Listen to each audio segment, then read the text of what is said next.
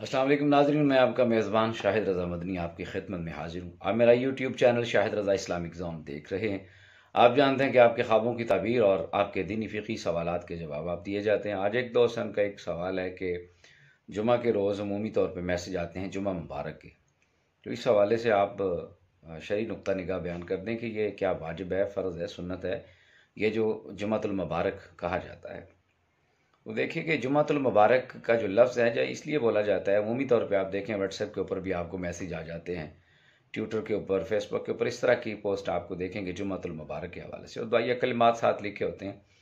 जुमातुल मुबारक का अगर कोई किसी को कहते हैं तो इसका मतलब ये होता है कि जुमातुल मुबारक का जो दिन है, इसकी जो बरकत की दुआ है ये दी जाती है किसी को कि अल्लाह ताला तुम्हें इस दिन की जो है बरक़ात अता फ़रमाए। तो ये कहने में कोई हर्ज नहीं है, क्योंकि जुमातुल मुबारक का जो दिन है इमामुल अंबिया सल्लल्लाहु अलैहि वसल्लम ने इसकी अहमियत बयान फरमाई है, और बाकी अय्याम में इसको एक फ़जीलत हासिल है। ये खसूसी अहमियत का हामिल दिन है।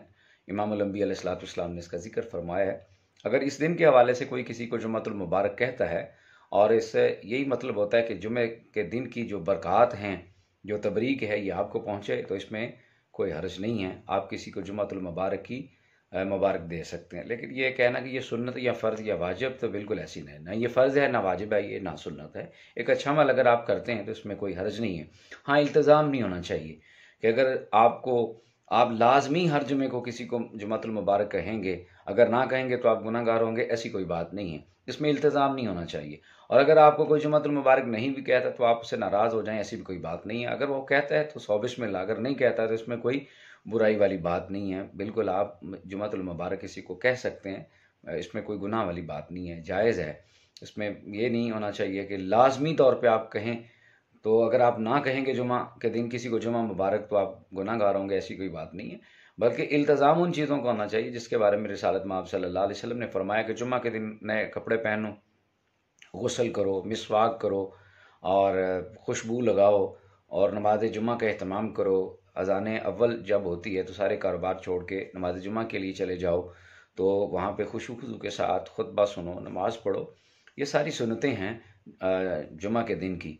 लिहाजा कोशिश करनी चाहिए कि जुमातुल मुबारक कहने के साथ साथ जो जुमातुल मुबारक के दिन की बाकी जो सुन्नतें हैं, जो इसका इल्तिज़ाम है, जो हुज़ूर अलैहिस्सलातु वस्सलाम की सुन्नतें हैं, जो हुज़ूर अलैहिस्सलातु वस्सलाम ने जिसके बारे में हुक्म दिया है, हमें कोशिश करनी चाहिए कि जुमा के दिन वो उमूर बजा लाने चाहिए।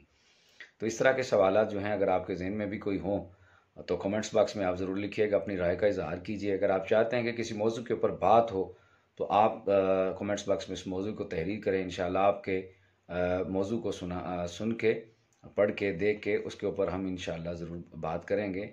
उस मौजू को ज़ेर बहस लाएँगे और मुफ़ाद आमा के लिए, उम्मत की रहनुमाई के लिए उसके ऊपर ज़रूर बात करेंगे।